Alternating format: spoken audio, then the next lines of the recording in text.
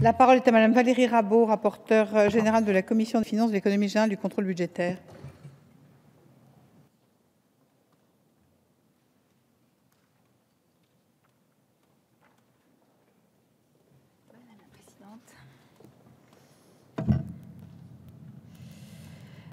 Madame la Présidente, Monsieur le Ministre, Monsieur le Président de la Commission des finances, mes chers collègues, nous examinons cet après-midi en nouvelle lecture le projet de loi de règlement pour l'année 2015. Cela devient une habitude puisque le Sénat rejette depuis 2012 de manière systématique les projets de loi de règlement qui lui sont présentés. Alors, comme Monsieur le Ministre l'a rappelé, une loi de règlement est un texte de constatation.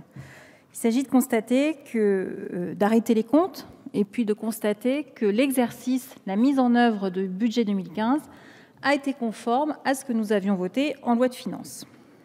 Cette pratique, en faisant quelques recherches historiques que nous avions déjà évoquées dans cet hémicycle l'an dernier, cette pratique de rejet de la loi de règlement par le Sénat est assez récente puisque le Sénat n'a rejeté qu'à 7 reprises les projets de loi de règlement qui ont été adoptés par l'Assemblée nationale.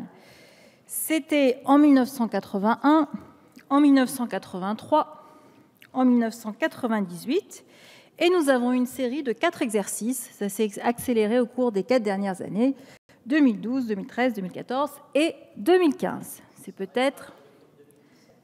Monsieur le Président de la Commission des finances, je ne sais, c'est peut-être une tendance qui est en train d'être mise en œuvre. Nous verrons bien les années qui vont suivre.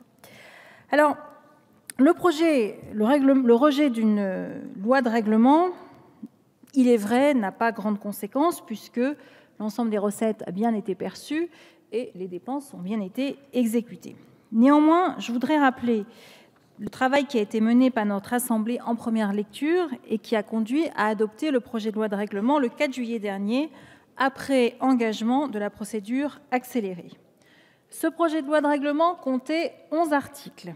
Lors de cette première lecture, nous avons adopté 2 amendements, l'un modifiant l'article 6, l'autre portant article additionnel.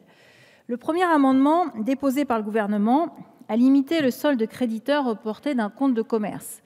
Je remercie le gouvernement puisqu'il s'agissait là de laisser un peu plus d'argent dans les caisses de la défense et je pense que cet amendement était le bienvenu.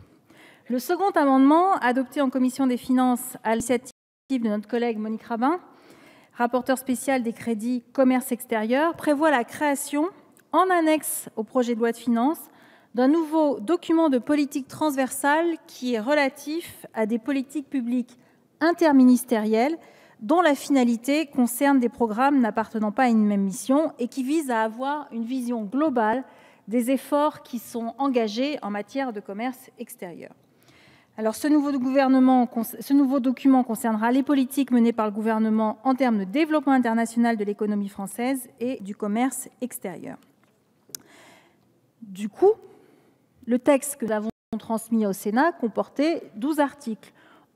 Les 11 initiaux, dont un modifié, plus celui qui a été ajouté avec l'amendement de notre collègue Monique Rabin. Tirant les conséquences d'un désaccord de principe, la commission mixte paritaire qui s'est réunie ce matin au Sénat a constaté qu'elle ne pouvait parvenir à un accord. Effectivement, cet accord n'a pas été possible puisque nos 2 assemblées n'ont pas répondu aux mêmes questions. L'Assemblée nationale a répondu à la question de savoir si l'exécution du budget 2015 était conforme à ce que nous avions voté. Le Sénat a tenté de répondre à une autre question qui n'était pas la question posée, qui était d'avoir un avis sur les objectifs poursuivis, ce qui n'est pas tout à fait la même chose que de savoir si le budget a été exécuté de façon sincère. Alors, constatant ce désaccord, la CMP a rejeté, bien entendu, la commission mixte paritaire a constaté qu'on ne pouvait pas parvenir à un texte. C'est pourquoi nous avons aujourd'hui cette nouvelle lecture. Je ne reprendrai pas les différents éléments qui ont été exposés lors des précédentes séances. Le point majeur de l'exécution 2015 est une réduction du déficit public, c'est-à-dire toutes administrations confondues, l'État, les collectivités locales et les administrations de sécurité sociale, une réduction plus importante que ce qui avait été voté en loi de finances initiale. Je rappelle que c'est la première fois depuis l'année 2000 que nous observons une baisse du solde public total en même temps qu'une légère baisse des prélèvements obligatoires. C'est la première fois depuis l'année 2000 et je me permets de le rappeler ici devant cet hémicycle. Cette réduction, je le redis aussi, Madame Dalloz, a été permise grâce à des dépenses publiques qui ont été maîtrisées dans leur ensemble, sans toutefois que les priorités, que sont la sécurité, l'éducation nationale, la justice, n'aient été empiétées, puisqu'elles ont été même maintenues et des créations de postes ont été obtenues sur ces missions. C'est pourquoi, mes chers collègues, je vous invite, en cohérence avec notre position lors de la première lecture, à adopter ce projet de loi de règlement pour l'année 2015. Merci, Madame la rapporteure générale.